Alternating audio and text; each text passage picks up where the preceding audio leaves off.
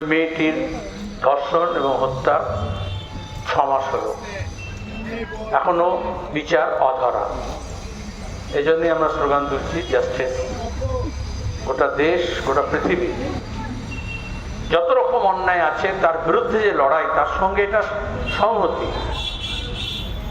আবার আজকে এই ঘটনাচক্রে ওই পিজিটি মেয়েটির জন্মদিন, তার মা বাবার মধ্যে কি ঘটছে আপনারা বুঝতেই পারছেন। আর তারা বিচার চাইছে বলে কত কটাক্ষ তাদেরকে শুনতে হচ্ছে, তাদের কি অপরাধী করে দেওয়া হচ্ছে। আজকে ফেব্রুয়ারি 9, আমাদের স্লোগান হোক আর অবিচার নয়। এখন এই স্যালাইন কাণ্ড দেখেছেন, আরো প্রসূতি মারা গেছে, রোগী মারা যাচ্ছে।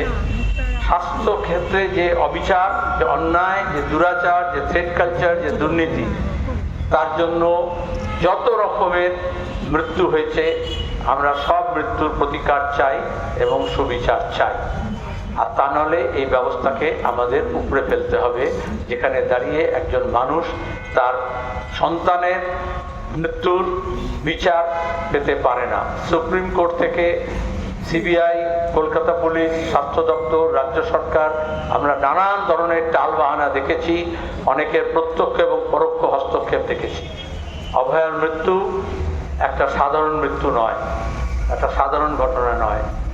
এটা একজনের ধর্ষণ, একজনকে ধর্ষণ, একজনের কাণ্ড তা নয়। আমাদের যে সাংবিধানিক ব্যবস্থা আছে তাকে ধর্ষণ করা প্রাতিষ্ঠানিক ধর্ষণ। আর এই জন্যই গোটা প্রতিষ্ঠান কলকাতা থেকে দিল্লি নেমে পড়েছে, এইটাকে যাতে প্রতিকার না হয়, সত্য যাতে না বেরোয় সেই জন্য। আজকে এই জন্যই আমরা অভয়া মঞ্চ, আমাদের বিভিন্ন সংগঠন, গণসংগঠন, এনজিও সংগঠন, তারা আজকে চাইছে প্রতিকার। সেজন্য আবার নতুন করে এই জন্মদিনে যাতে সুবিচারের দাবিতে যে লড়াই, তার পুনর্জন্ম হোক, এই শপথ আমরা নিচ্ছি। মৃত্যু শেষ কথা নয়, ধ্বংস শেষ কথা নয়, মৃত্যুর পরেও নতুন করে জন্ম নিতে হয়। ধ্বংস স্তূপের ওপরে দাঁড়িয়েও নতুন করে নির্মাণ করতে হয়। রাষ্ট্রশক্তির ষড়যন্ত্রমূলক উদাসীনতা ও প্রবঞ্চনার বিরুদ্ধে জনগণের দীর্ঘমেয়াদী ধারাবাহিক আন্দোলন,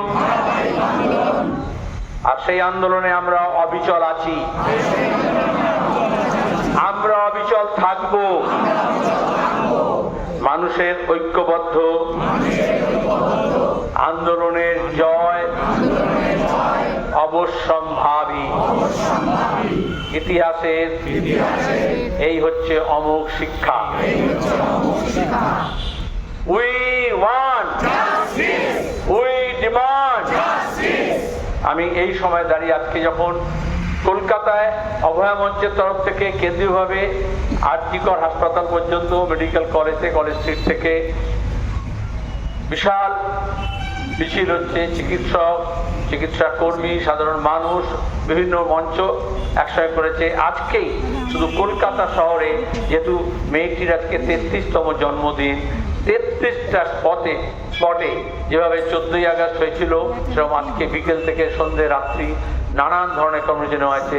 গোটা রাজ্য জুড়ে হচ্ছে। এই মুহূর্তে বিভিন্ন শহরে নানান কর্মকাণ্ডের মধ্য দিয়ে এই দাবিতে যেমন সোচ্চার হচ্ছি, সেরকম আমরা শপথ নিচ্ছি। তাদের সবার সঙ্গে আমরা আমাদের সংহতি জানাচ্ছি। বাংলা খবর, আপনার রাজনীতি, আপনার আওয়াজ।